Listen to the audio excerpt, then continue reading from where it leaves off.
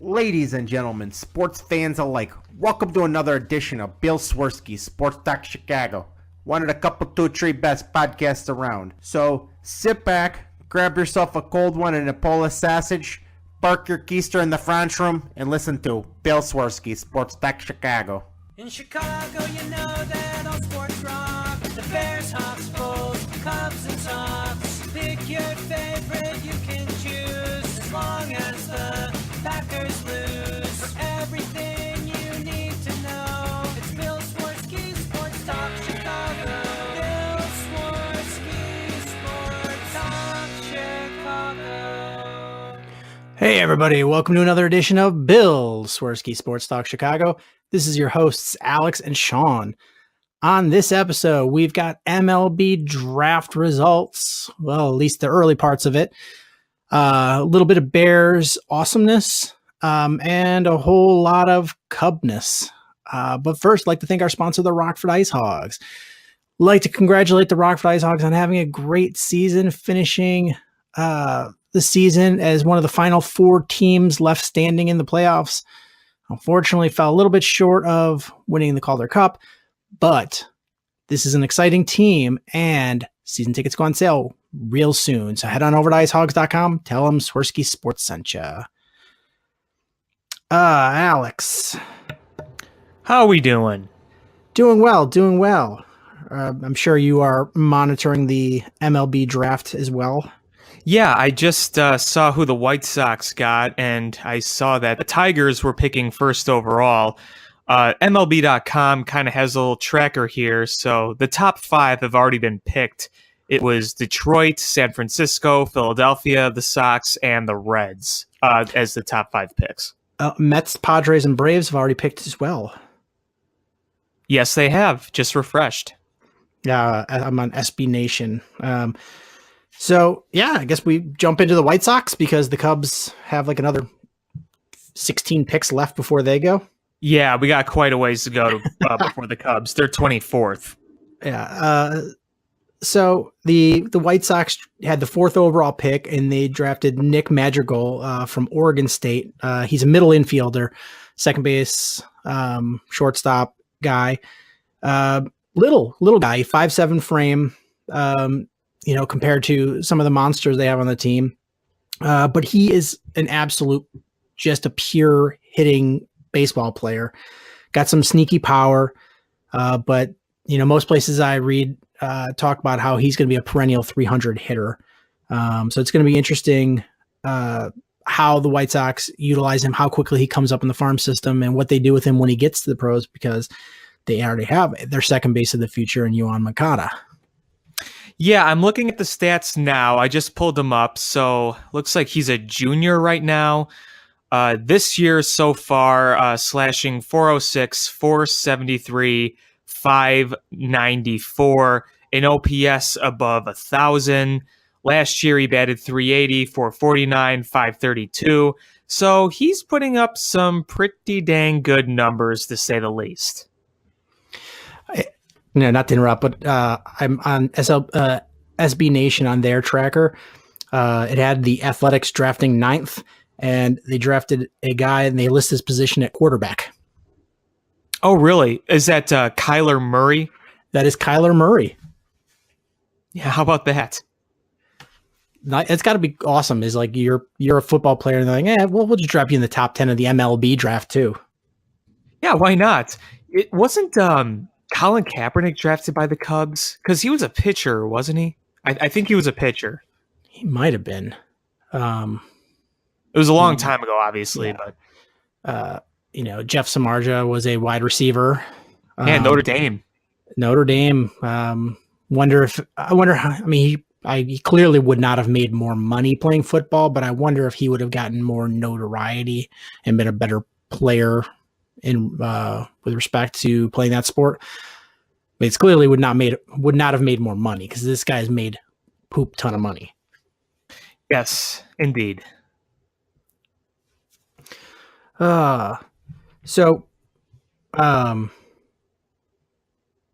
White Sox. I guess we'll just jump right into the White Sox a little bit. Might Don't as well. have too much.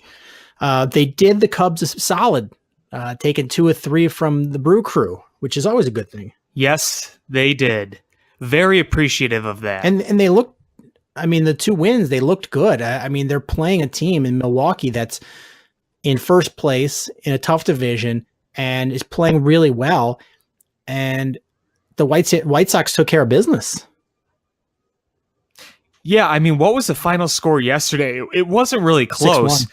There was just the one. Yeah, there you go. I mean, really well pitched game. They scored runs. And then in the first game, the Sox fell behind 3-0. And then the offense just clicked. So as a Cubs fan, I think the White Sox very much. I don't know if you heard any of the game yesterday, but Bob Uecker came into the broadcast booth and broadcast with Hawk. Oh, really? I did not see the game yesterday. Yeah, I didn't either. I knew Bob Uecker was going to be there, so I DVR'd. I said DVR, but I heard clips online. But Bob Uecker is actually really funny, and he had Hawk, in full Hawk mode. It was pretty ridiculous. As Hawk went into full Hawkdom, and Bob Uecker was just egging him on every step of the way. It was great. Nah. Oh, that's great. Whenever I hear Bob Uecker, I just hear Harry Doyle from Major League. He basically just had to be himself in that movie. Pretty much. But it was nice to hear. And Bob Uecker has like this deadpan sense of humor. And, he was dropping some quality lines. And, Hawk is talking about, back when the sporting news was the way you got it, not your news, not on the internets. And then they were just telling a story how, I don't know if it's spring training or if it was minor leagues, but he was batting against Warren Spahn, and Bob Uecker was catching, and he was like, "I'm just gonna let you know." He's like, "I saw you in the sporting news. Did pretty good, Player of the Year in your league." He's like, "Yeah, I'm pretty good." And he's like, "This guy's gonna be in Cooperstown." And he's like, "He's gonna throw you a fastball right down the middle." And he's like, 85 miles an hour, came down there, and strike 1. He's like, 3 pitches. Bob Uecker told me every single pitch what it was going to be. 3 strikes and I was out. Bob Uecker's like, yeah, Mickey Mantle got mad when I did the same thing to him.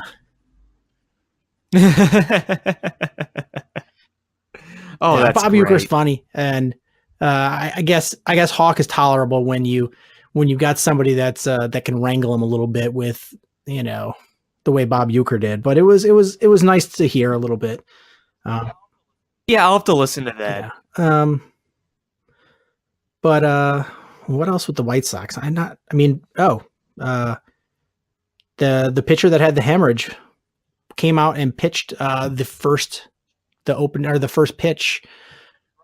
That's right, Danny Farquhar. I think that was the opening of the Brewers that series. was Friday's game, which is pretty amazing because you think it wasn't that long ago that he had the brain hemorrhage. Right. And there he comes back and he's throwing the first pitch. 6 weeks after the brain hemorrhage, he threw out the first pitch. That's pretty awesome. I mean, that's a really encouraging thing to hear. Oh, absolutely. It was great for everyone around baseball to see. And it's really, really, really awesome to see the fact that he was able to go out there, throw the ball, and, just look happy. He went through hell and back, and it looks like he's taking his rehabilitation, in a very positive light. That's another good thing to see. It's good to see him smile. It's good to see everyone around him support him. And it's also great to see what a good job that the medical professionals did on him. I think that a lot of credit should go to them as well. Yeah, kudos there. They were playing the Cardinals when it happened, correct?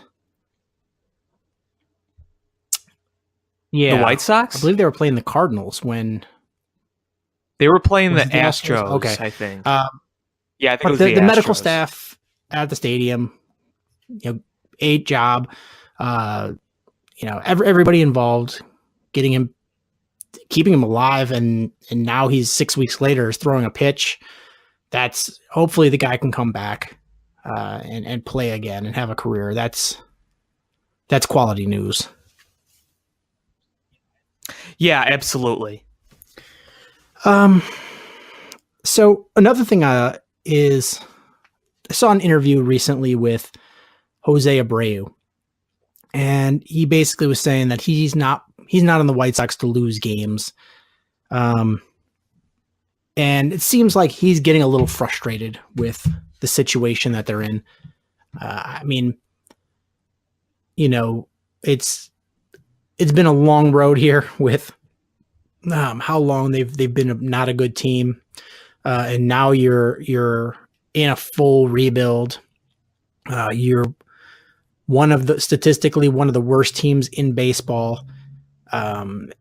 And you've got a guy like him. There's no protection in the lineup. He's still a professional hitter, putting up good numbers. It's got to be, no matter what a kind of pro you are, and how grateful you are to be there, and how much you like the city and the team and the players and the organization. This has got to be a really frustrating spot to be for Jose Abreu, right? It's got to be. Oh, absolutely. I don't blame him for being frustrated. He wants to win, and he wants to win with the White Sox. You know that. He wants his team to be good. But, I mean, think about it. He's been there since 2014. 2014 was his rookie year. 14, 15, 16, 17. He's going into his fifth year in the majors, all at the White Sox. And not only has he not seen a postseason yet, he hasn't seen or been on a team that's been above 500 yet. I can't blame him for being a little frustrated. But, hopefully he can, for his sake, he'll see the rebuild unfold, and he'll finally get to play on a winner on the White Sox. It's kind of like, remember Starlin Castro? When he came up, he was on so many bad Cub teams. 2011, 2012, 2013, 2014, and even 2010, because he came up early, so you could pretty much count that too. He was on a lot of bad teams. He finally got on a good team before getting traded, but he was finally on a Cubs team that won. And, I can imagine a guy like him was probably frustrated as well. Why wouldn't you not want to play on a good team? Yeah, I mean, it's just nature. Is you play because you want to win games. The guy. And I think every Sox fan understands that. You hope that he can continue the strong numbers he has and get an all-star nod. That's got to be something. But you wonder if the White Sox do him a favor. I know he keeps saying that after his contract runs out, he wants to re-sign with the White Sox. But you have to believe that if the White Sox were to trade him to a contender, that it would be good for him, because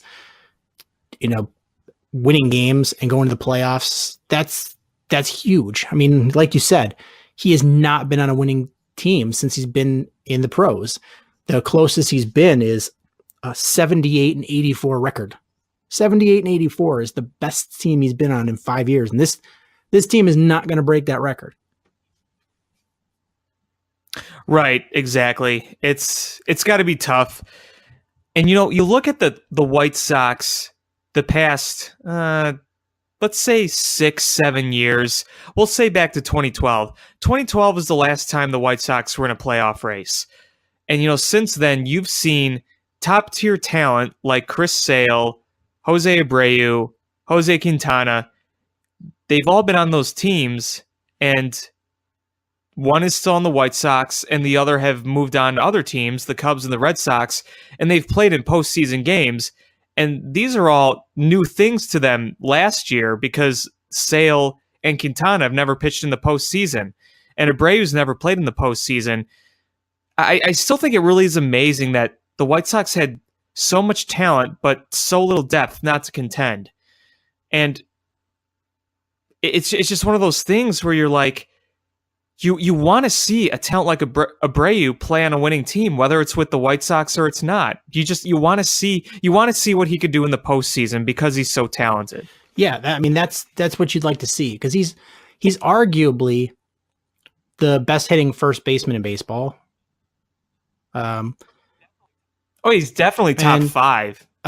You would like to see him get showcased because, I mean, you know, not to knock the White Sox, but as a being in a town that's dominated by the Cubs, especially right now, and with a recent World Series championship, the national spotlight does not go on the White Sox, and it's just a fact. And then when you're a really bad team, it goes even less on you. And Jose Abreu does not get the national love that he should be getting.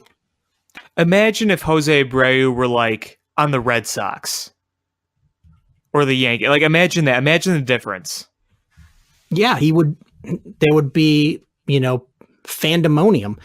People would be talking, they would have a Sports Center segment dedicated to him. But he doesn't. He plays for the White Sox. And that's I'm not saying that as a knock. I'm just saying is he doesn't get the recognition. Midwest teams that aren't playing well, especially ones that have two teams in there. The Cubs are a national team, and the White Sox are a local team. So the ESPNs and the MLB.coms and things don't focus on the White Sox. They may throw a blurb out there. You may get a more, you may get focus on depending on who you're playing, but they're not focusing on Jose Abreu. And for that guy to be able to go to a team that is in the playoffs or in the focus, just is really going to let the rest of the baseball world know who he is as far as fans go. Yeah, absolutely. And, we know what this market is like in Chicago. We know that it's very Cubs dominant right now.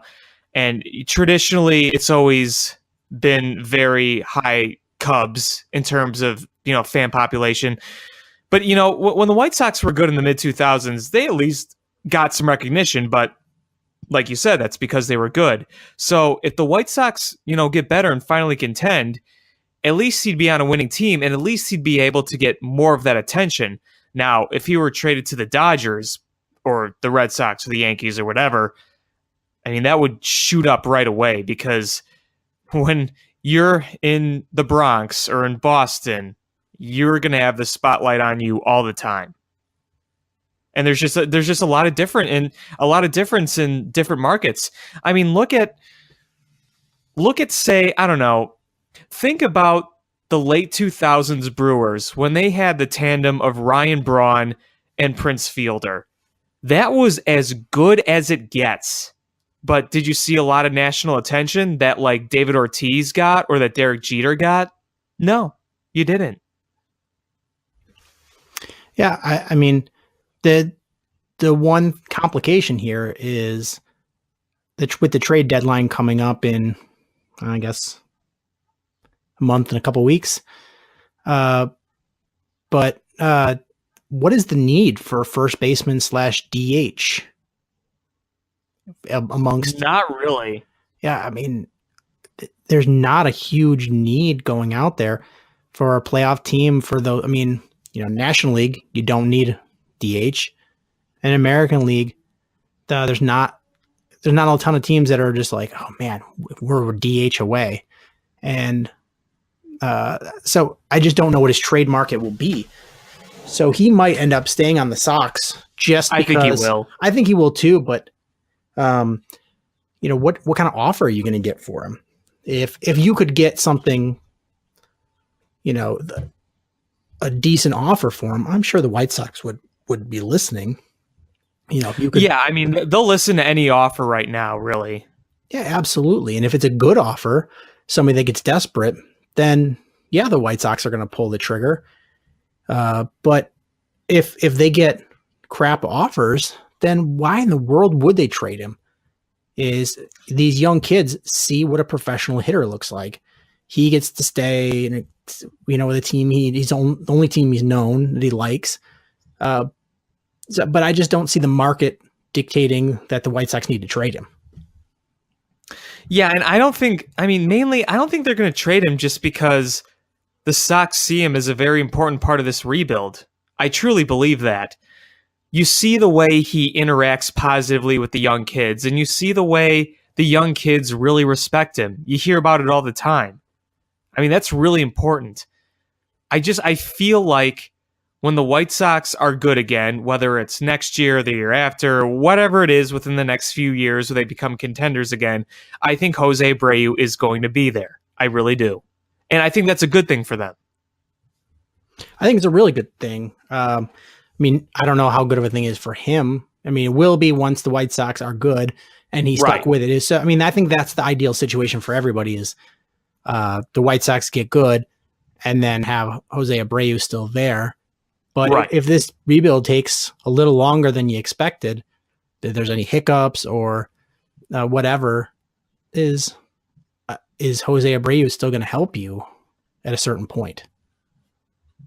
Yeah, I mean, the one challenge with him is that he's not really young. What is he? He's in his 30s by now, I would think. I'd have to look up his exact age, but I know he's not old by any means. I think he's got a lot of years left, but he's not like a 25-year-old kid or anything.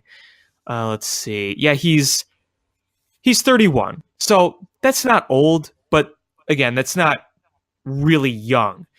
So you figure, let's say the White Sox, I don't know, when you think they're going to be good again, I don't know if it's going to be next year or the year after, but probably when they're contending for a World Series, he's going to be 33, 34 maybe, which is kind of right at the end of the tail end of the primes, but he's been so consistently good. I feel that he'll be able to continue to put up numbers until he's pretty much 40. I just know it gets a little difficult with these kind of guys when they're over 30 because, it's just how some people age. But, right now, he's still got a lot of time left. It's just not that he's a 25-year-old kid. That's just what I'm trying to say.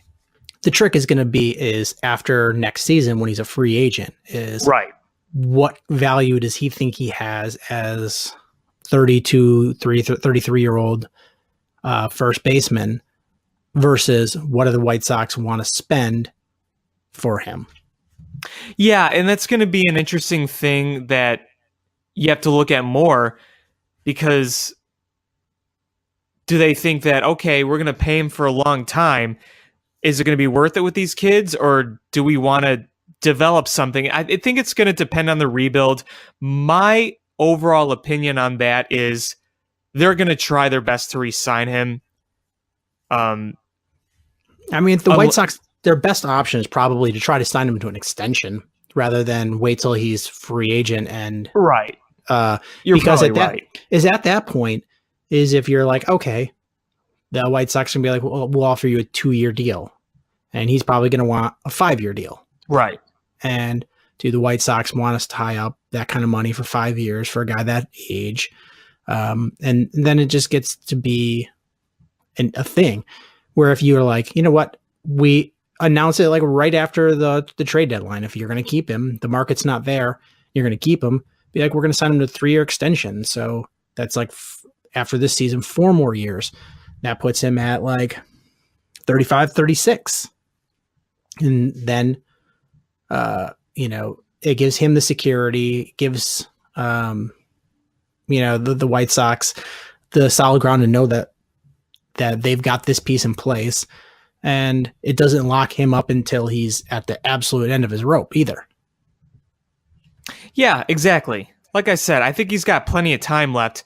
It's just an interesting contrast because when the White Sox are contending, most of their guys are going to be like in their mid-20s. Not all of them, obviously, but most of them are going to be in their mid-20s, and Abreu is going to be a longtime veteran that's been on the team for a while, in his 30s. So it's just kind of an interesting contrast to look at. Yeah, and it'll be fun. I mean, it'll be fun to see what the rumors are because you have to feel that he's going to be in rumors, whether or not they're true. Because it makes sense. You're gonna see the White Sox again with anybody that is making money and is over 26, 27, people are going to be like including them in trade rumors. And it's just right now, what is the trade value? Who actually has trade value on this White Sox organization? The bullpen is what you were hoping, because they signed a bunch of guys to, short contracts, hoping that they would be decent enough that they could flip at the deadline and bring some pieces back. But the bullpen's been crap. Yeah, last year they had that with like Anthony Swarzak and David Robertson, but this year that has not been the case. And I think that was the hope. They signed some low-cost contracts to some guys that they hoped could have bounce-back years, and then they could flip them at the deadline. And bullpen pieces tend to bring back nice rewards. And if they sign them to little money, what's the harm in that? But they haven't gotten the results there. You could say Abreu is somebody that has value, but then you think about it, is what kind of value does a first baseman have that, at his age? I don't know. I don't know what the market is, but I doubt it's, super great. You could say, well, like you said before, there isn't much of a demand right now, for one. Yeah, so I just don't. I mean, it could trade or change by the deadline. You could have some catastrophic injury. Injuries change the landscape really quickly. But I don't know. I still don't think whatever that people are going to offer for Jose Abreu is going to be nearly enough for the White Sox to take it. Oh no, I definitely agree. I mean, I'm looking at the White Sox roster right now, and he's really the only veteran on that team that would be tradable. I mean, nobody else really is. I know we've talked about this before. We talked about, it was either last week or the week before, we talked about how James Shields has been, actually doing decent for what he is, but I don't think any team is going to go after him, or even if they did, they wouldn't have to give up anything for him. Yeah, I mean, I was going to bring James Shields up. We've mentioned it before. If you trade James Shields, you either have to eat most of his contract to get any sort of compensation, and who knows what kind of compensation you're going to get, or you trade him to, for the cap relief, but you have such a low payroll as it is. So I just don't see the benefit of trading a James Shields. Not that you're like, oh man, I need James Shields. Is you need somebody that's going to eat innings. Yeah, exactly. I mean, even when you do call up guys like Kopech and Carlos Rodon does come back, you still kind of want to have him there. Again, like, even if you do trade him, what are you going to get in return? A low A prospect that's probably never going to make the majors, maybe two of them, maybe cash at the most. You need a veteran that's just going to eat innings. That's what he is. You're already going to pay him, so might as well have him eat up the innings that you have. So you're not burning through already a bad bullpen. So I honestly don't see the White Sox as sellers, and I don't know if it makes any sense for them to be buyers. No, they're not going to be buyers. Unless somebody comes, puts a trade piece on the market that has a lot of years of team control, and the White Sox are like, I don't expect this guy to be available when we're good, a player of this caliber, and they make a trade that's going to be a future benefit because there's multiple years, but those don't happen that often. So and who would fall into that category right now? I can't think of a guy. I can't either. I was just thinking of a broad scenario, but I would be shocked if the White Sox, made any moves at all. I think they just stand pat. Yeah, I mean, they'll make probably some really small moves, but nothing major. What you saw at the Tyler Saladino trade, it's probably going to be stuff like that. They've already had their major fire sale last year to get all those prospects. Ever since that last trade that they made that involved like Todd Frazier, David Robertson, that was pretty much the last of the big ones. Joakim Soria, looking at his numbers right now, he's got a pretty low FIP and an ERA of like 4, a whip of 1.3. I don't know if teams are going to be rushing over to trade for him, but maybe if someone offered them something kind of decent, it's either, well, you could keep Joakim Soria or you could trade him for something small. I maybe something like that'll happen, but looking at most of the relievers, I don't see much value there. Aaron Bummer's been actually not bad at all. I don't know if they'd trade him. Bruce Rondon, meh. So it's going to be nothing big. There's no one big to trade outside of Jose Abreu because everyone else is pretty much part of your future or just doesn't have any value.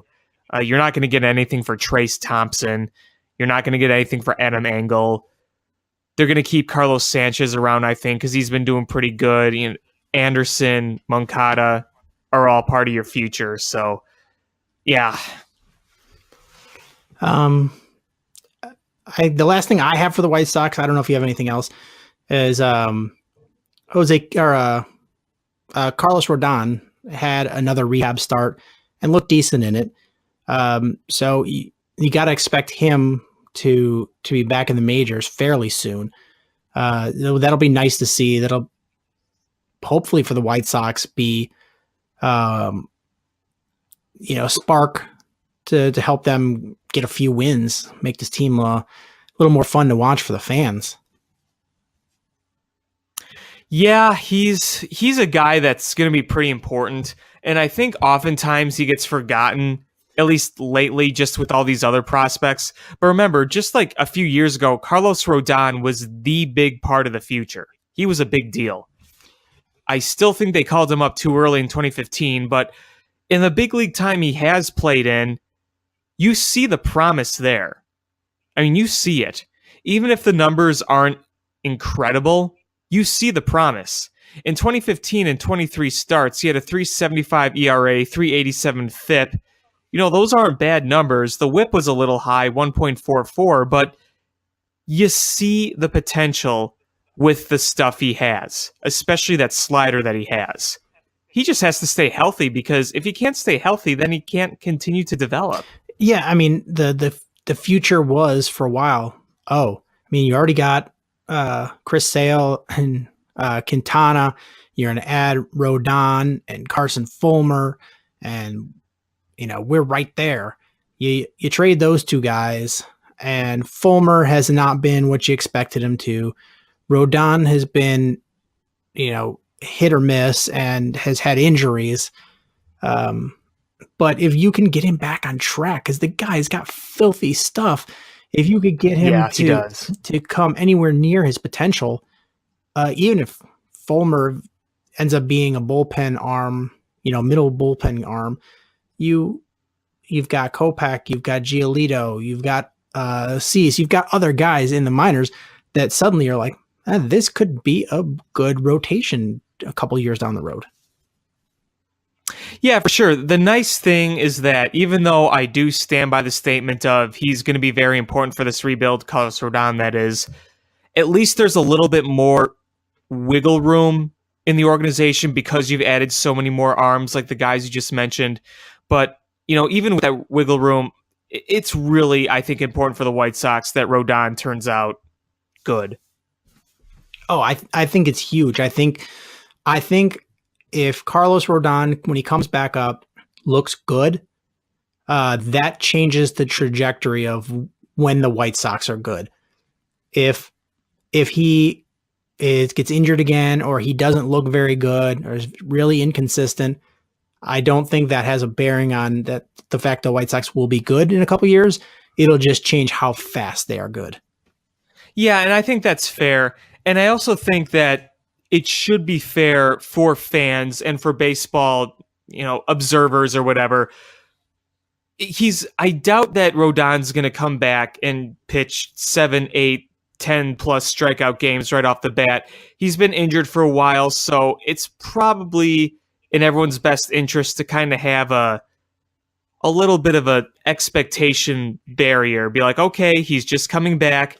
He probably needs a few starts to kind of get things going. So if his first start isn't, amazing, it's not necessarily like the end of the world. It's just he needs to get back into things. And by doing that, sometimes it takes a few starts. Absolutely. I don't know if you had any more White Sox stuff you wanted to talk about. Yeah, there's one more thing. It's going to continue the conversation we had last week or the week before, whenever we had it. I'm going to bring up Lucas Giolito again. I'm really stuck with this guy. I really am. I'm getting to the point where I really think they need to send him down to the minors. I mean, these numbers are awful. You know that the potential is there, but there's more than just not pitching well. The velocity is down. It seems like every year the velocity goes down. When he was with the Nationals, he was a mid-90s fastball guy. I mean, now you're seeing him throw 90, 91. That's several ticks down on the velocity. Obviously, the command is huge because 37 walks in 55 innings and a whip of Those are some 1.7 Tyler Chatwood numbers. is not very good at all. Yeah, really. The difference is that he gets hit hard. Chatwood doesn't get very hit hard. He just walks the entire universe. This is a scenario where nothing is going right. And while I still think that he has potential, he's one I'm a little worried about when it comes to the Sox. I'm not worried about, Moncada. I'm not worried about Tim Anderson, really. I'm not worried about Michael Kopech. I'm a little worried about Carson Fulmer for their sake. But the guy I'm really kind of iffy about right now is Lucas Giolito, despite the hype that he has. If Rodon comes back in the next week or so, they're going to flip-flop spots. Rodon will take his spot in the rotation, Giolito go down. And I think that's probably what they're waiting for is who else do you throw up there? Is they don't want to rush other guys. I think that when Rodon is ready to go, and it's got to be soon. He's thrown a couple of rehab starts. So I think that once they give him the thumbs up, then Giolito's going to go down either to AAA or AA to work on some things. I mean, we're getting to the point where the positive spins on Lucas Giolito are, he grinded his way through 6 innings even though he gave up 4 runs. I mean, doesn't that say right there that there's a lot of problems? And hey, sometimes guys who struggle at first, they go down to the minors, they tinker a few things, they come back up and they look great. So you can't write Lucas Giolito off yet. There's just a lot of concerns I have for him right now. I mean, you're right. There's a lot of concerns, and the way that the Nationals just gave up on him, that's a big concern. The numbers he's put up since he's been here, big concern. But I'm not anywhere near ready to write the kid off. I think he's going to have a nice career. And I know my friend Gary, who was on the show, who's the White Sox fan. I think he's ready to give up on him, but there's gotta be, he's too young to have the velocity issues. There's gotta be some sort of injury, or not even an injury, but pain or stiffness somewhere in there that's he's playing through that is altering it. I just can't buy that you drop 4 ticks in your fastball at his age for no reason. And that's one of the reasons that I'm a bit more concerned than just saying, he's young. It's one thing to have like the movement and, good velocity, just not locating well. Sometimes it takes time to settle in. It's really concerning with that drop in velocity. And I think a lot of people will tell you the same. Oh yeah. Velocity drop has become the new indicator for a dead arm, for the end of your rope. And I think that's a big reason that Jake Arrieta didn't get the contract that he wanted, because people saw velocity drop. Right. I mean, because 3 years ago, that guy was putting up Bob Gibson numbers, and then he's having a difficult time finding a job. So it's concerning, but the White Sox are under no pressure. Right. I mean, I would even be okay if they, once Rodon came back, they didn't just send him down, but they shelved him for 2 weeks to see if that having the rest does any improvement for his velocity, for his command. Does rest, does recovery, is that improve it at all? Because if you start seeing improvement, you're like, okay, well then maybe he's not telling us and there's pain. Because even the slightest pain that you're like, I can play through this, alters the way you do things normally. Absolutely. And I think at this point, since they're in this rebuild stage, you might as well try it. He's going to be one of the guys for your future. You want to get him right. So try it. Yeah, I think it's going to be a hard road ahead to be really good if Fulmer, Rodon, and Giolito are all disappointments. I think that becomes really hard, and that puts a ton of pressure on Michael Kopech, who has had his struggles of his own this year. Yeah, I think that Kopech, with all the greatness that he's shown, he's obviously showing that he's still working on a few things. And I don't think that's a panic statement at all. I just think that there's just more for him to learn before he gets to the majors. And the White Sox are taking the right approach by not rushing him to the big leagues, because I've said this before. I think with some of their other arms, they've kind of rushed him to the big leagues maybe before they were ready. They're really taking the time with Michael Kopech, and I think that's the right move. I think so too. And when I say he's had his struggles, that's not a knock on him. He's a young pitcher and he's learning his craft still. Yeah, it's a learning process. It's a big learning process. But, we've seen some severe struggles with the other next big thing that you had in the pipeline. And that's where your concern starts to come is, one guy is not what you expected. And you're like, okay, that's expected, to have one guy that doesn't meet my expectations.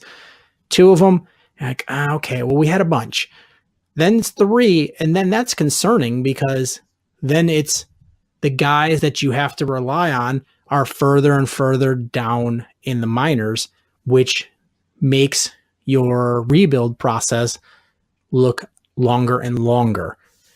If Rodon is a stud, then your rebuild's a lot shorter. If Giolito comes in and pitches well, your rebuild looks shorter. Fulmer, if he looks like the guy that you drafted high, your rebuild looks shorter. But if you're relying on Dylan Cease and other guys that are further down in your minor league system, then you're suddenly looking from 2 years to 3, 4, 5 years. And that's when, that's when your rebuild starts to stumble a little bit, because then you have not everybody's coming up at the same time and you've got a lot of staggering in there. It makes it a little harder. The Cubs got lucky. They had a lot of guys hit all at once and just woof, there we go. Insta team. Yeah, it doesn't happen very often. It really doesn't. And everyone can say, well, Jed and Theo did a great job. And they did, but there was a whole lot of luck involved.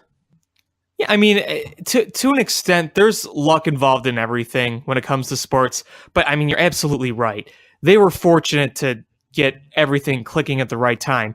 And who knows, maybe a year from now, everything's clicking for the White Sox. We're not saying that's not going to happen. We're just saying that there are multiple scenarios this could go in. And, I'm not trying to sound like, oh, I'm a Cubs fan rooting against the Sox rebuild. Ha ha ha. I just, as a baseball fan, while I see the great potential that this White Sox team has, I mean, I think there's so much. They have an embarrassment of riches in the minors. Really, really good potential talent. But, there are a few things I'm a little concerned about on their sake right now. That's just think of how different the Cubs team would have been if they would have gotten Mark Appel instead of Chris Bryant. Oh, of course. Yeah, absolutely. So, I mean, with the White Sox you're right there. And I've said this, before the season started, that the White Sox have put themselves in a position that they don't need to hit on every single pick.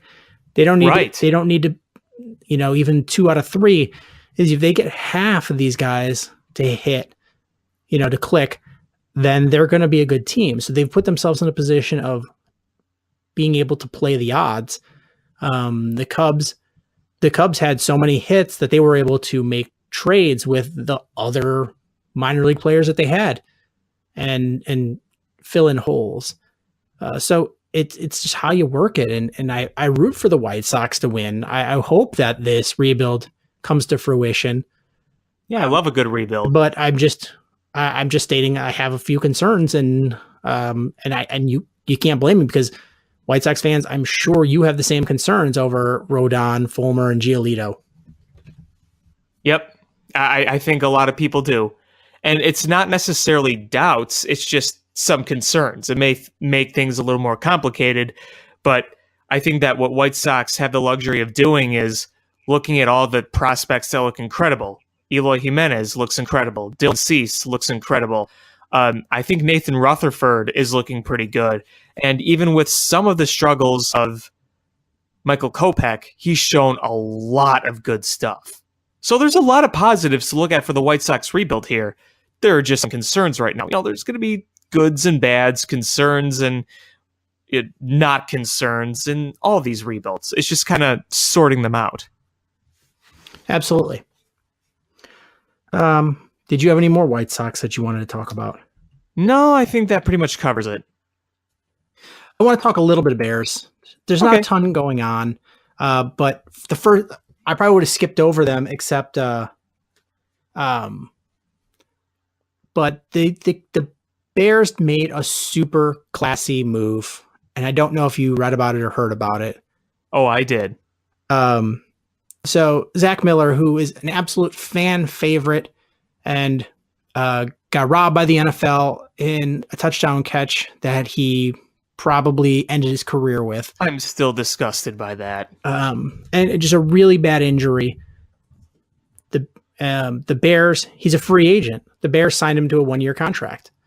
And I think that's classy. Because number one, it's not just about the money, because I think Zach Miller's probably got a good chunk of change in his coffers, but it's the guy is still rehabbing a serious injury. And if he's a free agent, he doesn't have his health benefits. He doesn't have the team facility to work out in or access to their medical staff and the doctors.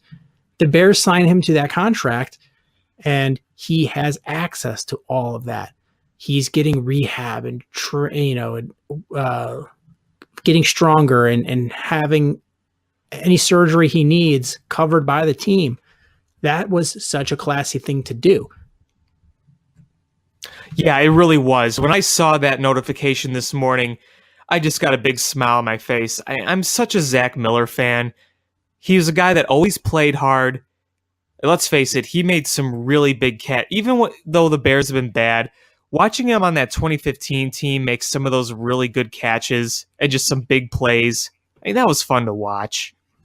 I would have loved to have seen a healthy Zach Miller with all of these weapons being able to catch passes from Mitch Trubisky. Oh, I absolutely. think that would have been fantastic. Absolutely. We probably never see it, but the guy went out and played hard all the time, and sure, he had some crappy injury luck, but it was a class move. And I know, like, I think we all have the meatball things that drive us crazy. And my number one meatball thing that drives me crazy is the Bears are cheap. Like, it's a certain age of people that says it, and it's people remember back from the 80s when Papa Bear Hallis was super cheap. And but this is a different era. You have the salary cap. The Bears spend money. Do they always spend it in the right way? No, but they're spending it. And they just went out and gave a guy money and a contract to help him recover from an injury as a thanks for the service that he gave the Bears. They could have just let him sit, let him do it all on his own. To me, this Zach Miller signing is telling me that the Bears culture is changing for the better. I know it sounds kind of corny, but I truly believe that. Absolutely. And if nothing else is, they loved the effort that the guy put in. And if he can be around some of these younger players, that's a bonus too. Is absolutely instill some of that effort. They see how, I mean, even if he never plays again, you know that guy is going to be working like he's competing for a job. Yeah, and it tells me that even if he can't play in the future, I think he has a home with the Chicago Bears, even if it's not as a player. I truly believe that for a career or for anything in life, he has a home with the Chicago Bears, and he doesn't have to worry. Yeah, so I'm really happy about that, and it's great to see. And there's next to 0% that he plays this year. There's no worry he's going to take somebody's roster spot, but just being around the team and him injecting the energy he has and the positive attitude, that's great. And I think that's going to ease the transition into a Matt Nagy system. Yeah, absolutely. But while we're talking about the Bears, we're in that boring time where the draft is over. For all intents and purposes, free agency is over. The organized team activities are over until training camp for the most part. So you just get these what if articles and speculation articles, and 10 things every team needs to make it to the Super Bowl, blah, blah, blah, those kind of articles. I saw a couple of them that just like the biggest hole every team has going into training camp. Mm-hmm. And they all pretty much said with the Bears is the pass rush. Duh. Everybody could have told you that. It's not a mystery. It's not a mystery. And the Bears are fully well aware of it. Even in interviews, is Vic Fangio admits that they're going to have to do a lot with a little. And they're going to have to rely on guys making big strides to rush the passer. And part of it is going to have to be relying on inside pass rush. They're really going to count on Jonathan Bullard and Roy Robertson Harris and Akeem Hicks getting pressure up the middle and good coverage in the secondary for those edge rushers to come around. They're going to have to rely on Leonard Floyd. Leonard Floyd's going to have to take that big next step. We've seen him take steps, but injuries always curtail a lot of the progress we see. He's going to have to take a big step up. Yeah, no doubt. You've got Aaron Lynch, who you signed on a 1-year contract, and he had a couple really, really good years, and then he had a bunch of subpar years. So who knows what Aaron Lynch you're going to get? Yeah, there's reason to think that he could kind of come back to what he was in this Vic Fangio defense, but you never know for sure until it actually happens. Yeah, I mean, that's the hope. That's, the Bears had a low risk, high reward type of contract with him. It's a 1-year deal. If he stinks, meh. But if he's able to find that magic again with Vic Fangio, then the Bears got a steal. They've got Sam Acho, who's going to be part of that rotation. And how many career sacks does that guy have? Not that many. No, not a lot. You've got Kylie Fitz, who's going to be in there, and he's a guy who's got a lot of talent, but has just been plagued with injuries. And injuries have been one of the biggest bugaboos of the Bears organization. So, yeah, that's already a concern off the bat for you. and you got Isaiah Irving. So you're relying on guys that have not had a good track record of rushing the passer, all taking a step forward at the same time to rush the passer. Yeah, I mean that's gonna be really tough this coming year. That's gonna be a really, really big thorn in the side of this team. And the thing with it is the Bears knew the situation they were in. You know, it's not like, oh man, Ryan Pace really stunk it up and didn't address it. Is there was not a lot of room to address this. Is who did they honestly expect to get to put opposite Leonard Floyd? Yeah, it was a tough situation. It really was. The biggest need for the Bears was the quality was scarce in this offseason. That was just unfortunate timing.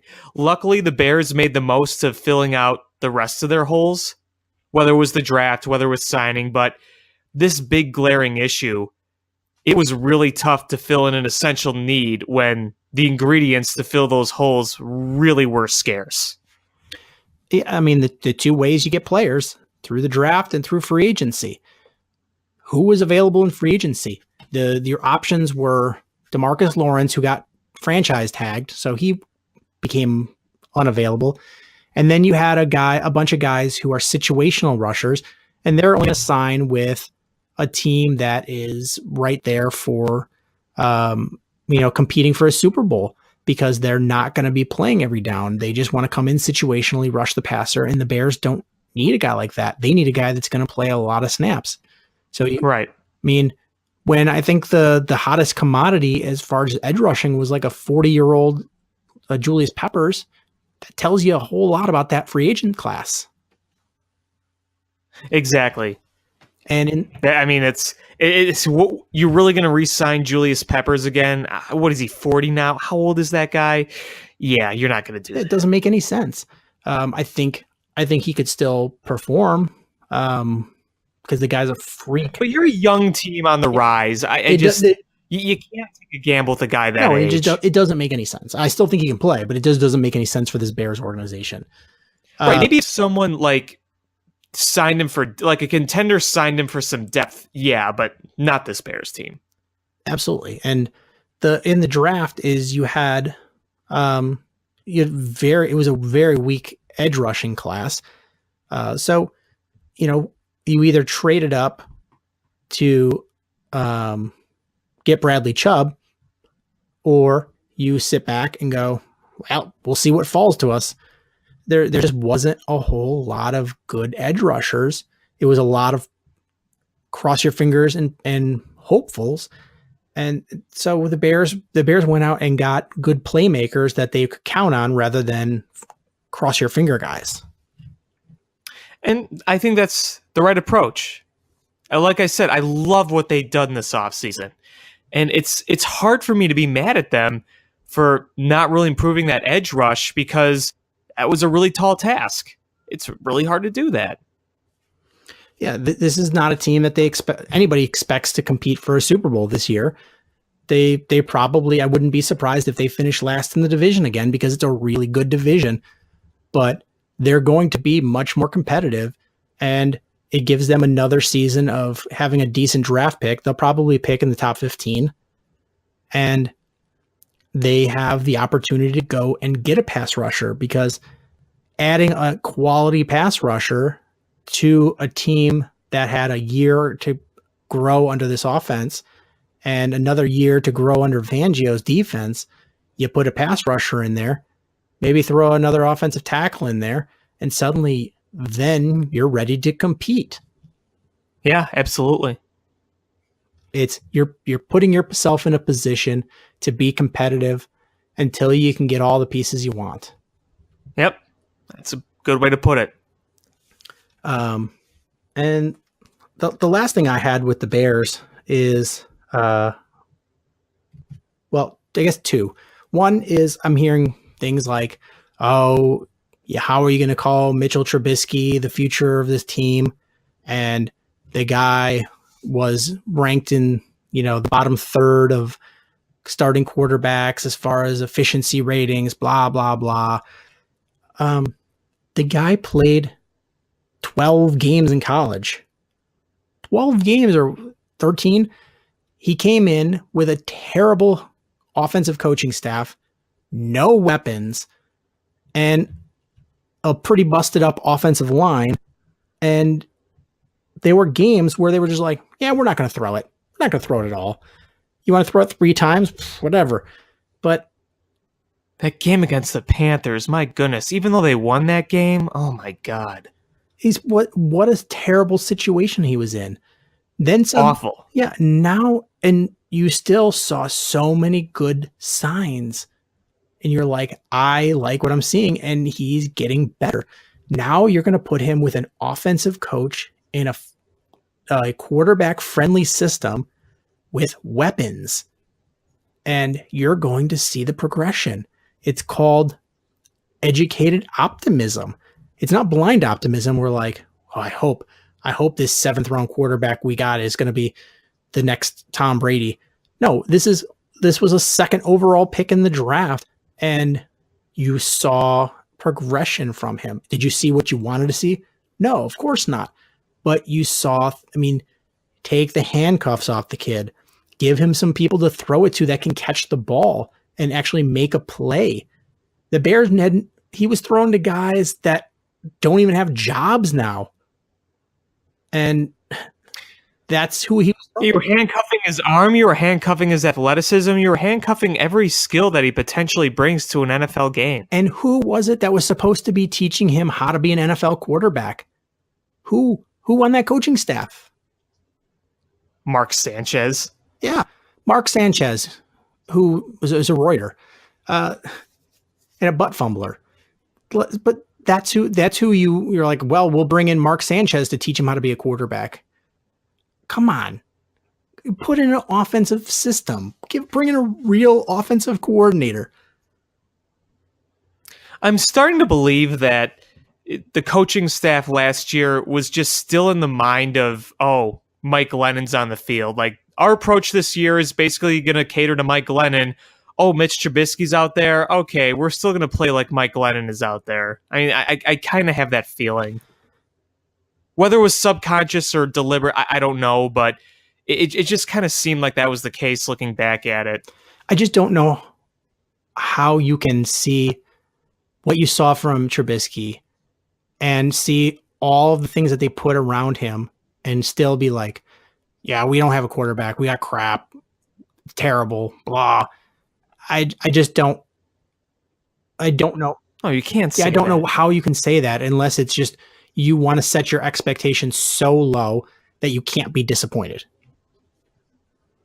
Right. Which is you got to look at the team as a whole. Yeah, don't turn into Eagles fans. Fly, Eagles, fly. So funny story is, my wife, daughter, and I, we are walking from the car to get some food, and my wife is from Philadelphia, and she's an Eagles fan, and she was trying to teach my daughter the Eagles fight song, and my daughter's 3.5. She knows her letters. She doesn't know how to spell yet. So a lady walks past us wearing an Eagles shirt, and my wife leans over and she goes, Ash, she's like, that lady's wearing an Eagles shirt. And my daughter goes, S-T-O-P, Eagles. And I was like, love you, kid. I love you. You need to start feeding her Polish sausage and putting fake mustaches on her so she'll continue to come over to the Chicago side. Oh, I try. I try my best. Yeah, no cheesesteaks, Polish sausage, even though cheesesteaks are really good. But yeah, this is for the sake of choosing a football team. So the last thing I had was every day I'm starting to love Anthony Miller more and more. The guy's never played an NFL game, but I absolutely love what he's bringing to this team already. Yeah, I agree. I love his enthusiasm. I love his energy. I love that he's embracing being a Bear. I've said this on previous shows. You're seeing a lot of these young kids embracing being a Bear, in my opinion, more than others have in the recent past. It's another thing that to me, is a good showing of how this culture is changing for the better. Yeah, I mean, he's just bringing this extraordinary confidence. They asked him how many touchdowns he scored. He said at least 8. At least 8 touchdowns. That's, he's already backing up his quarterback, talking about how excited he is to play with him. You're seeing so many, like, talking about the work ethic he's going to bring to this team, and he's going to make everybody else around him work harder. And it's this confidence, and cockiness, but it's not like a Chad Ochocinco confidence. It's like a toned down T.O., where T.O., he was a pain in the butt, but if you tone that down, you saw what a worker he was. The guy, oh yeah, is, this is not a humble guy, but he's not to the point where he's a detriment or he's driving people crazy. He's doing it fun. He's bringing excitement, and I just hope the guy is great. Me too. And the other thing that you look at when it comes to what he's doing, you said, he's not a humble guy, but not a pain in the ass. And I think a great way to do that is feeding that energy through yourself and your teammates, because not only does that, energy give you confidence, it gives your teammates confidence. And I think signs are pointing to that's what's going to happen. And the Bears need him, to be honest with you. Of course. I know a lot of people are like, oh man, this Bears wide receiver depth is so much better. And it is. It absolutely is. But still, Allen Robinson is coming off of a really serious knee injury. It's going to take him time to get back to 100%. You've got Taylor Gabriel, who is very, very talented, but he also had talented wide receivers around him in an MVP quarterback. You've got Kevin White, who has played 5 games in his 5-year career or 4-year career. And then it's a bunch of question marks. Is Tanner Gentry, Benny Fowler, DeMarcus Ayers, Javon Wims, Garrett Johnson, Shaq Rowland, Marlon Brown, Josh Bellamy. Is real quick, you could be in a situation where you're in trouble and you're relying on your tight ends again. If Anthony Miller performs, half what he's projecting himself to be, then it's really good. Is you're not relying on Allen Robinson to be everything to you. It takes the pressure off Taylor Gabriel. Hopefully it takes pressure off of Kevin White so he can just go out there and be. And because if Kevin White can give you anything, you're going to be a really good team. Spread the wealth is what I say. Don't put, all the targets on 1 or 2 guys. Spread the wealth out. That's one of the best things about having team depth like that. You could spread things out. You could run different things. You could utilize the targets in the way that they're most effective. This is all the opposite of what we see in the past few years. Not just one playbook, a bunch of them. I think that's really important. Spread it out. If Kevin White comes out and plays like the guy that we thought we were getting when we drafted him, and you've got Allen Robinson on one side and Taylor Gabriel or Anthony Miller playing well on the other side or on the slot, and you've got Kevin White on the outside going against a third, number 3 corner with no double team, suddenly you're like, all right, somebody's open. Somebody is open. Exactly. I think one of the biggest keys in the future is knowing what situation to use what guy. And the way the coaching staff is shaping up, I think that's going to be the case. You're going to use Jordan Howard as a power back, what he's supposed to be, not running those weird outside routes last year that got him nowhere. That drove me nuts. You're going to use Tariq Cohen as versatile as you can because he is versatile. You're going to use these guys to what they're best at. I would I'm just trying to imagine if you got Tariq Cohen and you were throwing screen passes in non-predictable positions. If you're 3rd and 20, you're like, okay, well, I'm going to expect a delayed handoff or a screen pass.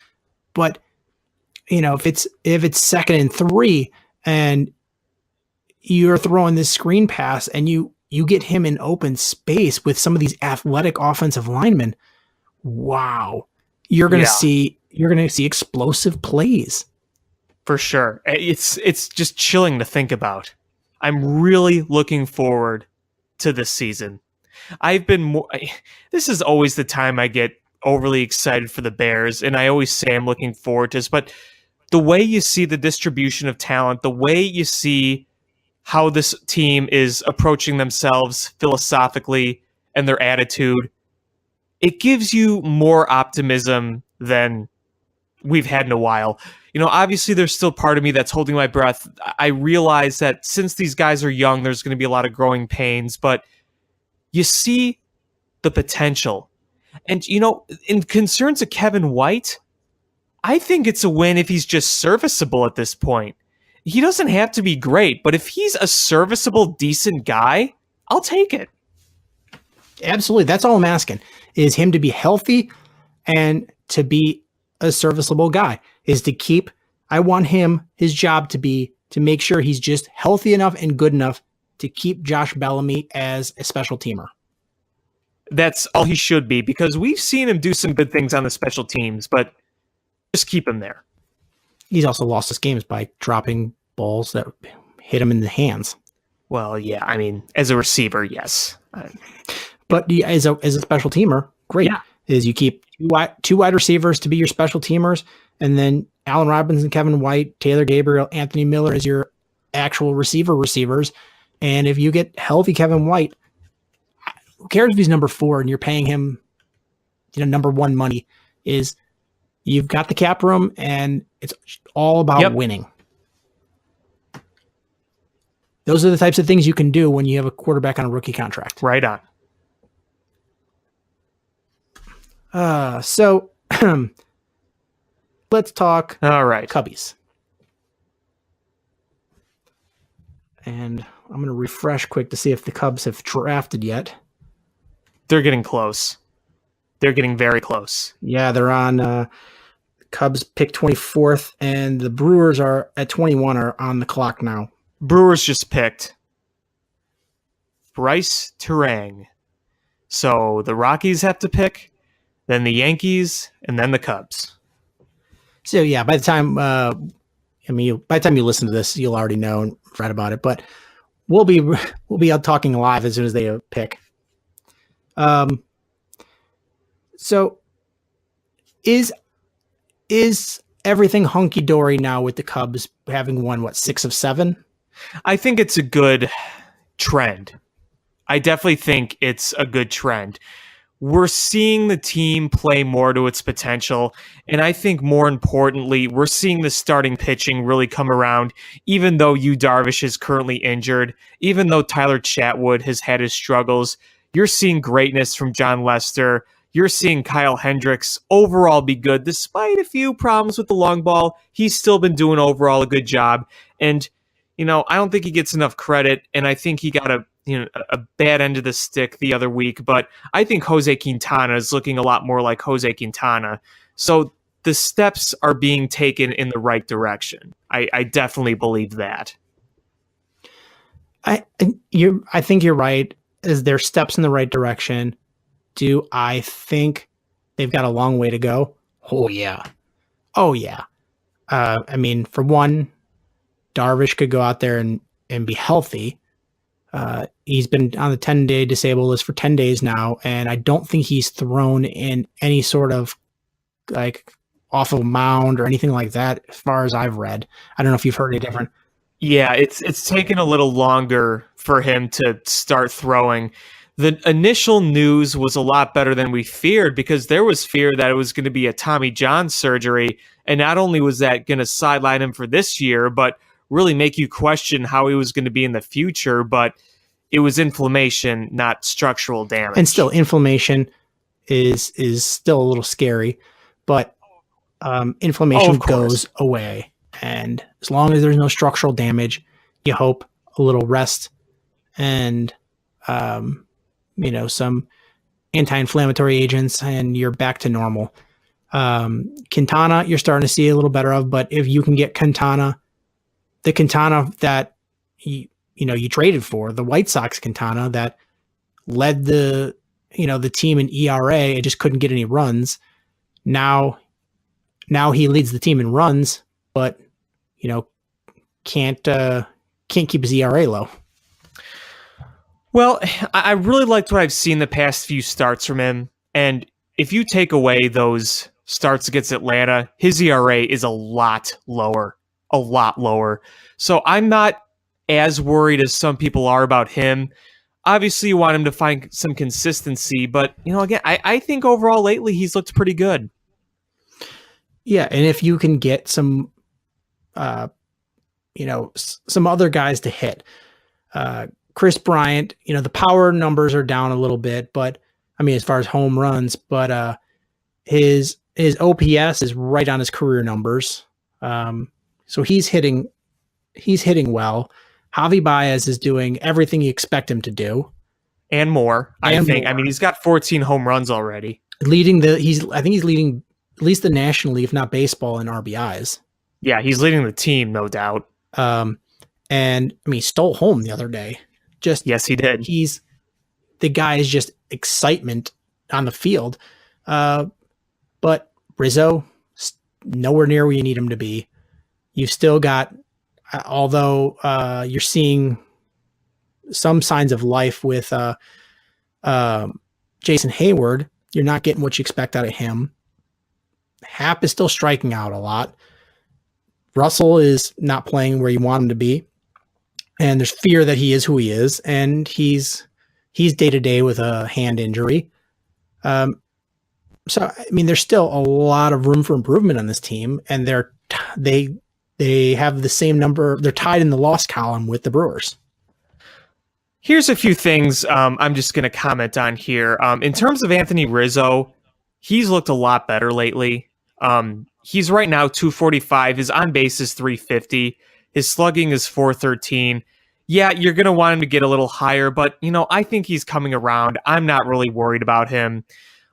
Ian Happ, it's funny. He's striking out a lot, but he's got an on base of 360 and an OPS of 838. So he's growing into his own. He still has work to do, no doubt, but I think he's looking better and better as time goes on. One guy I think doesn't get enough credit, frankly, is Ben Zobrist. He's got a 395 on base.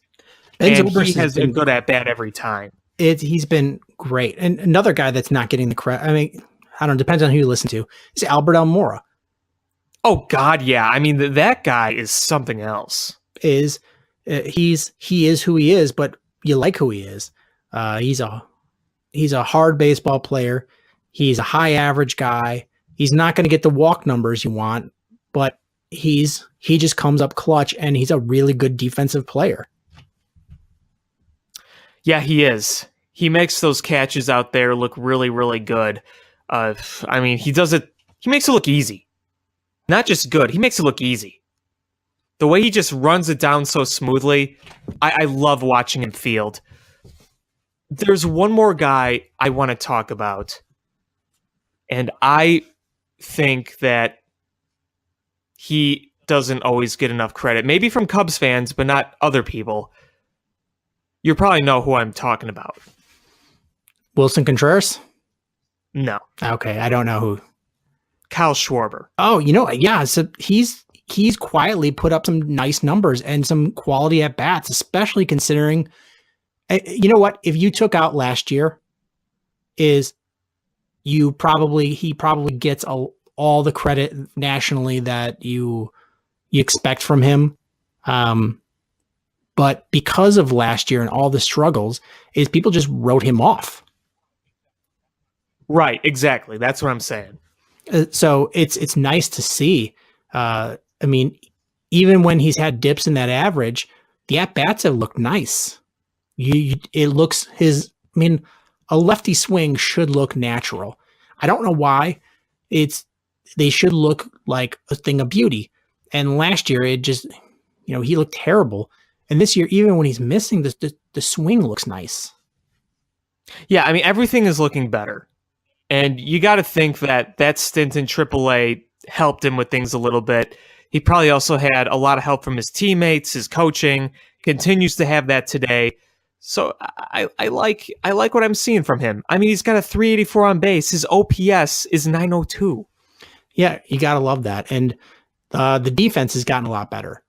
The arm. He's throwing guys out. It's great. I mean, does he have the range you'd like him to have? Or does he get the jump on balls that, as they break off the bat? No. He's never going to be great at that. But man, you can't teach that arm. No, you can't. I mean, it's accurate. It's strong. You got to give him a lot of credit. We all laughed at him with the losing the weight, and he's still going to suck at the outfield. And he had some gaffes at the beginnings of the year as an outfielder. But man, if you take away those gaffes, or you blind yourself to him and look at the rest of the body of work, and statistically, he's a pretty good outfielder. Yeah, I mean, the defensive advanced metrics have him really high. I mean, one of the reasons is those successful throws are saving runs. Defensive runs saved. That helps your DRS a lot. Yeah, and if this team is I know a lot of Cubs fans are down because the Cubs are not where they should be, and there's been a lot of public implosions, and we're seeing uneven run distribution. It's either 50 runs or 0 runs. But if you think about it, is after 90 games last year, weren't they like 45-45? Yeah, they were right at 500. They're already in a much better spot than that now. This is a tough division, and you're starting to see it play out like I thought you would. The Cubs quickly coming to take the lead. Pittsburgh starting to fall out of the mix a little bit, and the Cardinals still in striking distance. And if the Cubs can get this lead going into the 4th of July weekend, you gotta like their chances of winning this division. You just have to. Yeah, I agree. I mean, the Brewers have played some really good baseball. I just don't think that they're 700 win good. I think that they're going to hit some slumps naturally. I mean, that's what you do in a baseball season. You hit your highs, you hit your lows. The Brewers are probably going to make some moves. They need to improve the starting pitching. Junior Guerra is not going to continue what he's doing. You got to give him a lot of credit, but they're going to need to make some improvements if they want to go on a postseason run. But, I still think the Cubs have by far the best chances to win this division. The Cardinals are a weird team because one week they look like they're true contenders and the Cardinals that we know, and then they'll go through a stretch of 4 or 5 games where they just look incredibly mediocre. So you'll kind of see how that progresses, and you'll see what kind of moves they make too, because I bet you they will make something. Yeah, I wouldn't be surprised. I don't think any big moves, but something. So the Cubs are on the clock currently. Yeah, the Yankees took a high school catcher. Yes, they did. So I'm going to just keep refreshing until... I know, I've been refreshing for the last like 2 minutes. I'm like, come on. Yeah. It's like waiting for Christmas morning. Let's go. The nice thing for the Cubs was they caught the Mets at a rough time for them as well. Yeah, no kidding. The Cubs struggled to score some runs. I mean, they won a game 7-1 that went 14 innings. But that was a weird game. I got in the car and listened to the last inning of it, but from what I saw, that was a weird game. And I could pull the tapes of us talking from the summer, before the spring training. And we were talking about the Cubs' concerns. And I think we both had some concern about John Lester And boy, did he just, have John Lackey come up and slap us into reality. Yeah, Buttercup came over and knocked us on our keisters with John Lackey on the back. Because John Lester has been great. He's been an ace. Absolutely. I mean, that's the way I'd put it. He's been an ace. And when everybody else starts to play like they're supposed to play, is you're going to see the Cubs go on a nice run. Yeah, absolutely. I think right now you're starting to see that tide turn. Fingers crossed. They got a tough series coming up against the rejuvenated Philadelphia Phillies team. That is not going to be easy, but hopefully you could just kind of keep this going. They had such a great road trip in Pittsburgh and in New York. They had some nice late comeback wins. They had the one in Pittsburgh. They were down 3-0. They came back and won. And then you had the game against the Mets. They were down, I think it was 2-0 late, and they came back and won. So you're seeing a variety of wins. You're seeing them, have nice dominating wins. You're seeing them have comeback wins. You're seeing them having, winning close games. And I'm not saying that those all make a difference. A win is a win, but at least you're seeing them, they're in positions to win every night, whether it's by a lot or by a little. So that's a good thing. The one big concern I have right now is what the heck are we seeing with Tyler Chatwood? Yeah, well, I know everyone is high on his stuff, and I am too, but boy, you got to get that command under control. At least get it to a point where it's not 7-8 walks a game. I mean, that's just too much, no matter how good your stuff is. You can't walk that many guys. No, you can't. It's not sustainable. It's not sustainable to walk that many guys. And I watched his last start, and it, some innings, he just goes out there and, he's getting infield pop-ups or, slow rollers to the middle infielders. But even when that happens, you're like, oh man, this could be a big inning, even if nobody ever gets on base, because you see how many pitches he throws, and you see that there's no consistency where his pitches go. And the thing is, part of the way you get good calls in your favor from the umpire is you hit where you want to hit. Is if it's a little outside, but you meant to throw it there and that catcher doesn't move, guess what? You're probably going to get it if they see you're consistently hitting where you want to hit it. When you're throwing it, looks like Helen Keller playing darts, then you're not going to get those calls when they're close, and you're going to walk more guys than you even need to beyond that. Yeah, absolutely. And I think that one element of all this, not just with Chatwood, but with the Cubs pitching in general, because, overall it's been good, but it has had a walk problem. So part of that, as much as I love Wilson Contreras, the metrics and data show that he is one of the worst framers right now in framing pitches. And say what you want about Miguel Montero, but as just a catcher, as a guy calling the game, as a guy framing pitches, he was really good at that. And I still think we could see a huge improvement from Wilson Contreras. It's just, you want to see improvement. That's, right now he really has struggled at times with pitch framing. Yeah, if you want to be better than Yadi Molina, guess what? You better frame pitches as good as Yadi Molina. Yeah. Right. Exactly. He's as good as it gets. Yadi Molina, I hate the Cardinals, and I don't like Yadi Molina, but there's absolutely zero way you can't respect that guy, because he's just, the guy doesn't have good hitting numbers, but if you could somehow just look at his clutch hitting, the guy's probably got 400 average in a clutch situation. Exactly. You gotta respect what he's done. I think you said it best. And as his ability as a catcher, impeccable, so good. Yeah, think about it. He's good defensively. He's good throwing. He's good framing. He calls a good game.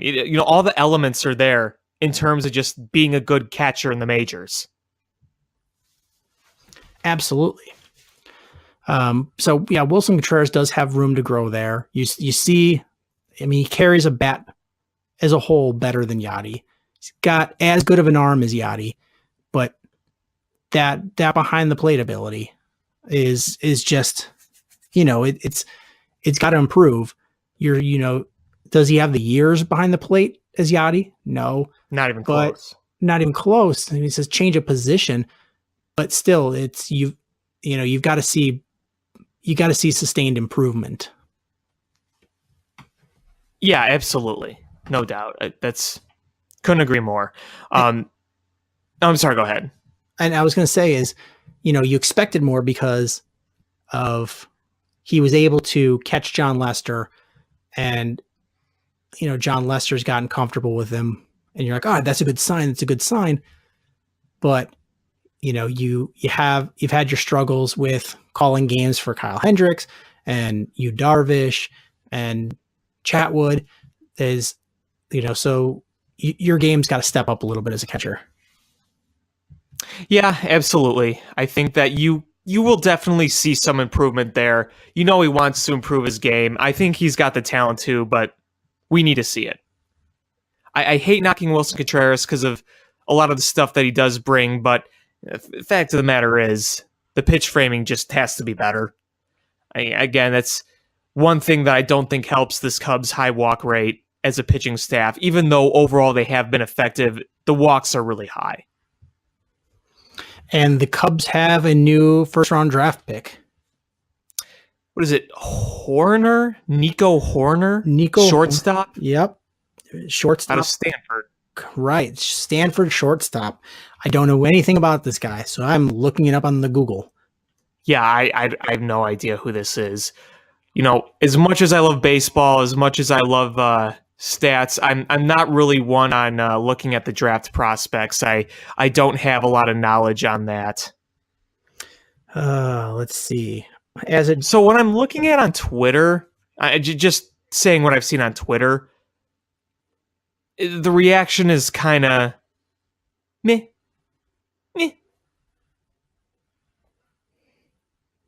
So I don't know what you got. Lettered and started 4 years as a pitcher and shortstop for 4-time All-League and 2-time league MVP. I'm not seeing much else. But you know what? At picking at 24, it's a lot different than picking in the top 5 or top 10 in baseball. Yeah, for sure. 5'11", 195-pound shortstop from Sanford. They said he'll probably be a second baseman. Or a center fielder because of his speed.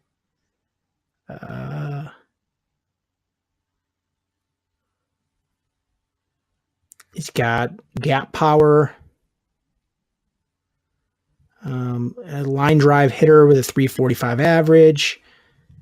20-plus steal player.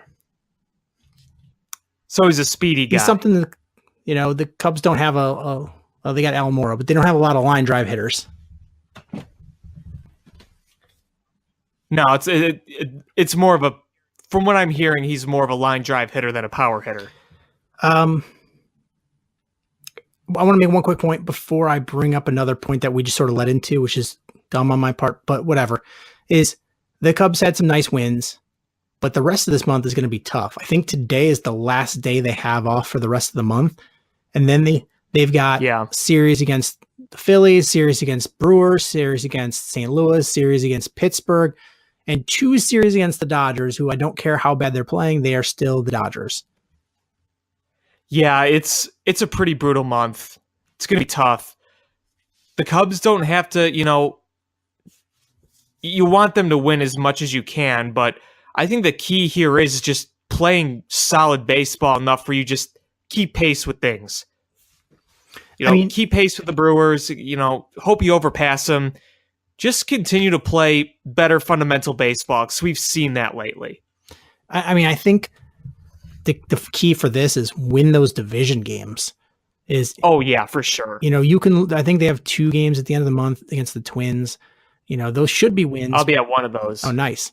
Those should be wins, but if you're going to lose some, lose to the other league, lose to another division with the Dodgers, but win those games against St. Louis and Pittsburgh and you really want to beat St. Louis. You really want to redeem that sweep. Yeah, I mean, if you could take those wins against those 3 teams, that's just huge.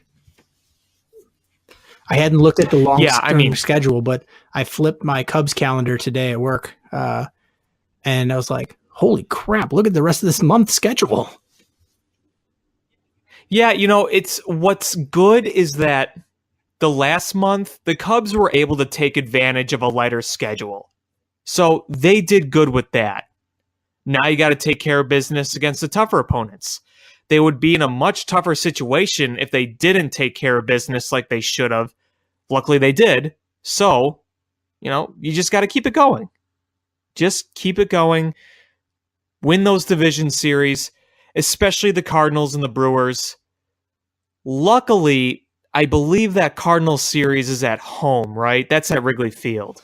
I don't have the schedule open up in front of me, but I believe so. Because they've played 2 series at Busch Stadium. At least I think they have. Their last series was at Busch Stadium. That was that horrific sweep. I mean, that. I'll be honest, that sweep still bugs me. I know you can't say that a loss in early May is going to determine a season. You can't say that. But there's that little part of me that sits back thinking, what if we're in late September and the race is so tight and you're thinking about those 2 brutal losses you had? I know you really can't do that because it's such a long season, but sometimes you do think of that.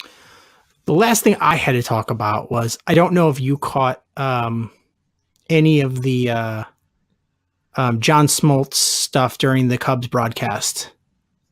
I wasn't watching it live. I was working my internship, but I heard a lot of people talking about what John Smoltz said. I don't know all the details. I don't think I know everything, but it sounds like a lot of the game is being ruined type talk, if that's accurate.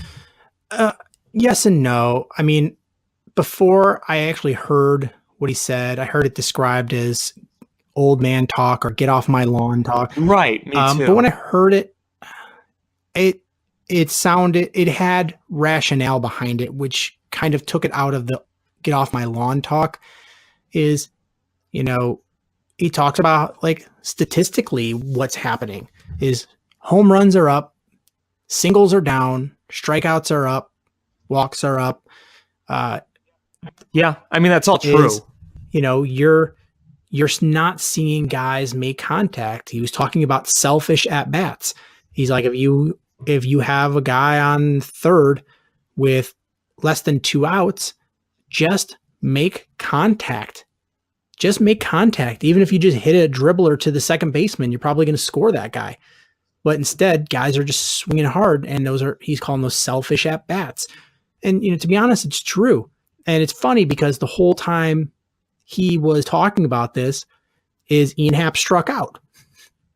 And that's a huge part of the Cubs' problem, is the Cubs, for all the talent they have such difficulty making contact sometimes.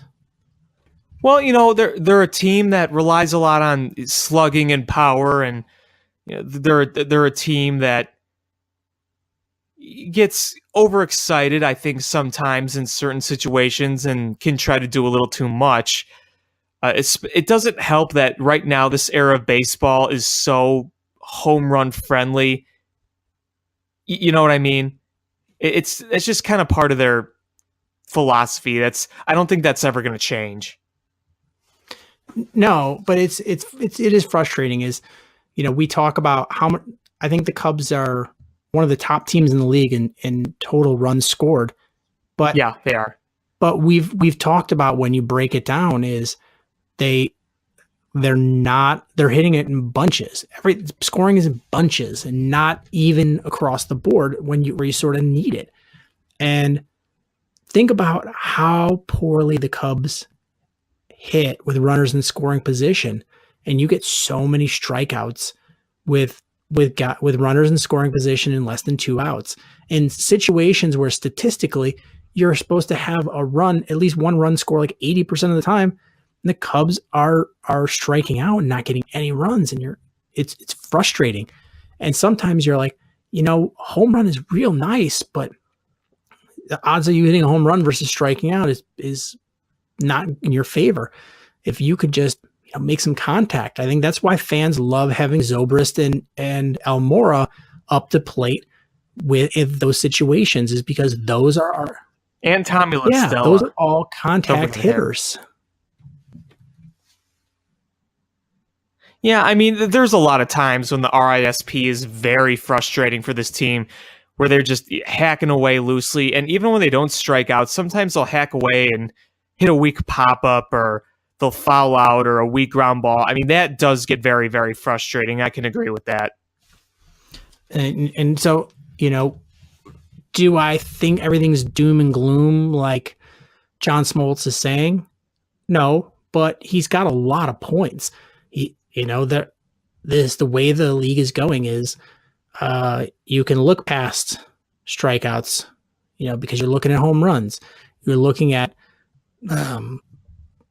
differently at bats, and I think you having guys that are contact hitters, I think is ultimately going to be better for the game. It's sure everybody loves to see a home run, but I think 1-0, 2-0, 2-1 games are really hurting baseball.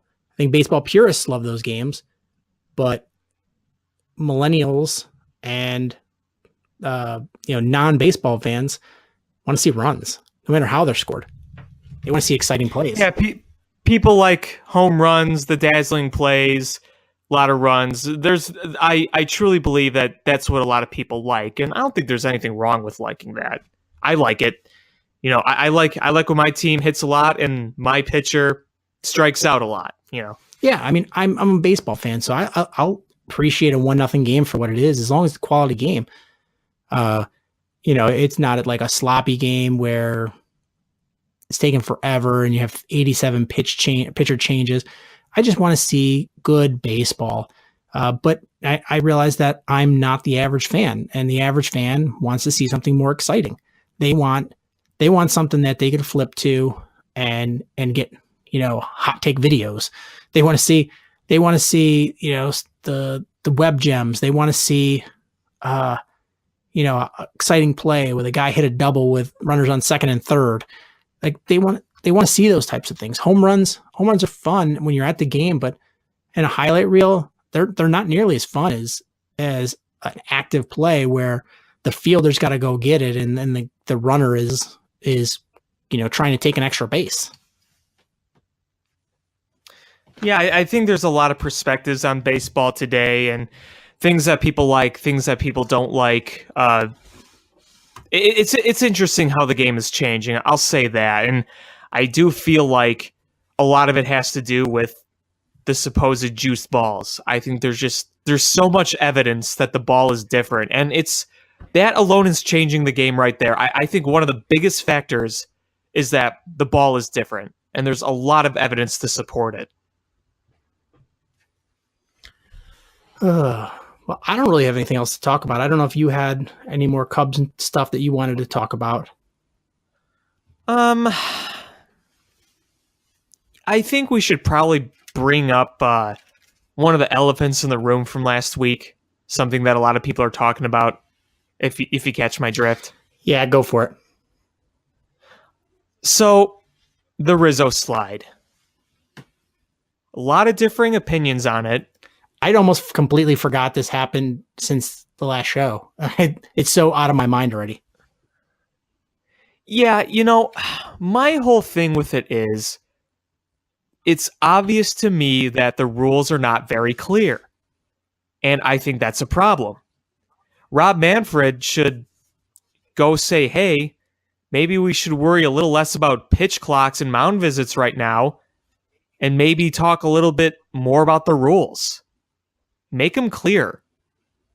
Oh, I think that's a huge problem in multiple sports. We compare it often to the catch rule in the NFL. It's like that. I mean, to me, the biggest one is, like, if you take the average NBA fan or casual NBA fan, and probably their biggest criticism is traveling. What's a travel? right? So, Right. I mean, baseball, hockey's like the one with the clearest of rules, but the other sports just have so many gaping holes in interpretation of what things are. And the slide rule is right there.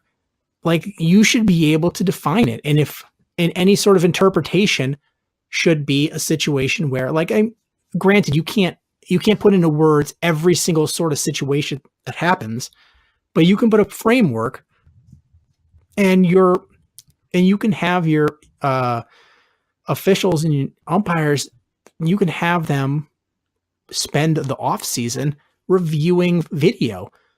This is a legal slide. This is an illegal slide. And you train them that this is what this is not. So there's no inconsistency. If a fan can see that, oh, you know what? Every official calls it the same way. The replay officials call it the same way. And if I don't think it's the same way, maybe I'm the one that's seeing it incorrectly.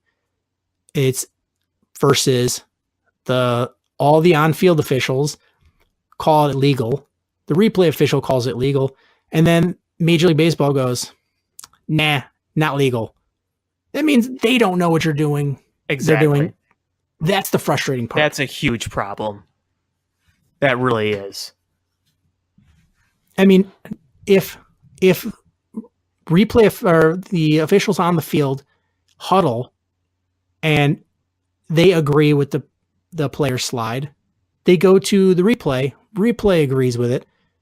What do you expect from a runner who's running as hard as he can, trying to break up a play and in the heat of the moment? How do you expect him to make that decision that these people conferring and looking at replays and can't make?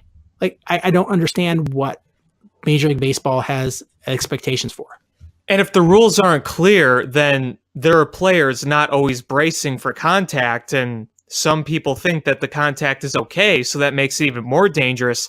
That's what they were saying yesterday on Hit and Run with 670 the score. They made that point that if people aren't protecting themselves and the rules aren't clear and some people are, still playing hard, well, that's dangerous. And I totally agree with that point.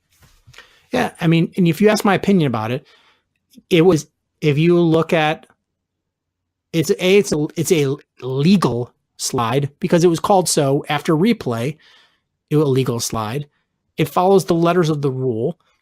Do I think it was a dirty slide? No. Do I think it was a slide that I would have done? Probably not. Yeah, and I mean, that's a fair way to assess it. I mean, that play happened a lot throughout baseball. I understand why, some Pirates fans may not like it. It could potentially be dangerous. I understand that.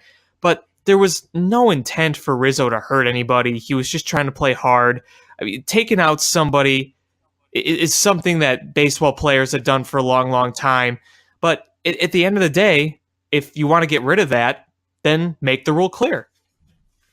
And you know what? If this was a play at second base, it's nobody's complaining. It's because it's the catcher, and it's such a stink has been made about plays at home, and you see this play happen, and Rizzo stayed within the base path, like half his body crossed over the base path, the plate when he slid across.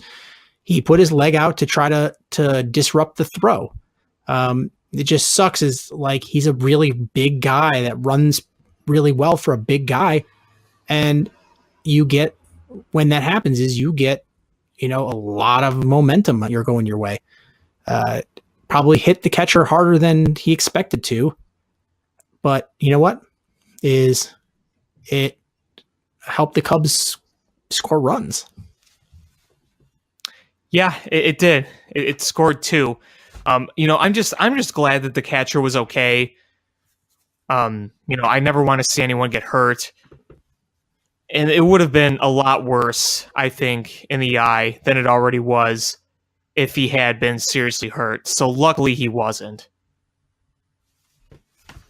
Yeah, I don't know what your take on it was, but I think it was legal. It was a hard, hustle, hard play, but I just don't know. I mean, Anthony Rizzo, he's definitely not a dirty player at all. No. He is a player that's going to get dirty. And that's, you have to expect that. And I don't know if I would have done it, but then again, I'm not a pro baseball player. Right. It's hard to put myself in his shoes. It really is. Yeah. I don't have any criticisms. And, if it's your player that's getting hurt, then yeah, of course you're going to get upset. Of course. Yeah. I mean, that's the nature of sports. But I just still don't think it was a dirty play. Yeah. I mean, I think that's fair. The one thing I honestly didn't like, I'll be honest, I didn't think Joe Madden handled it very well. I thought the whole Diaz needs to learn how to get up, I thought that was kind of ridiculous because I thought he did everything a catcher probably should do. I don't know what else he was expected to do. So if there's a lot of anger towards the Cubs and the source of it was Joe Madden's comments, I can't say that I would disagree with anyone who is upset with that. I don't know. I thought Joe Madden was actually acting like kind of a jerk after that. I'll be completely honest. Yeah, I think Joe's done a couple things this year that just seem old man crotchety. Yeah, I agree. I wouldn't say he's traditional old school because he's not one to call for players being beamed, but you're seeing some elements there. Yeah, you're not getting, him yelling about TW, but but he's being crotchety, like he's a cranky old man sometimes. Yeah, I agree. I think he's the oldest manager in baseball. Is that correct? I honestly don't know. So it makes sense that, in and day out, it's tough on an old guy to be a manager in this day and age. But so I could see where your crankiness starts to come. But it's a lot of things we would have never expected from him after we saw the first year of Joe in Chicago. Yeah, I mean, his first year was all peace, love, dope, and now it's, like you said, it's a bit more old school, older, cranky type guy. I'm not trying to overly rip Joe Madden here, but there have been times this year where I look at what he says, and I'm just kind of like, really? Yeah, absolutely. I fully agree. And, some of the time, in years past, the criticism of him, you're like, I don't see it. I'm siding Joe on this one. But now you're starting to get to the point where you're like, yeah, Joe, you crossed the line here. You're the one in the wrong. Sorry. Right. That's a great way to put it. But unless you have anything else, I think that's going to do it for this episode. Yeah, no, I think I'm good. Yeah, I want to thank everybody for listening. Please make sure you follow us on social media at ChiFanPat1, at Swirsky Sports, Facebook.com/Swirsky Sports, SwirskySports.com. Make sure you hit subscribe however you listen to podcasts, whether that's iTunes, Stitcher, YouTube, the TuneIn app. And thank you guys so much for listening. And until next time, bear down. Cubs win. What a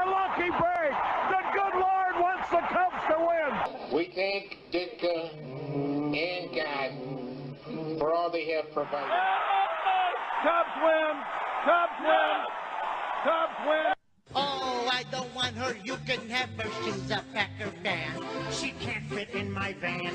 And she looks like Remember, New Yorkers, smoking crack is not legal on planes.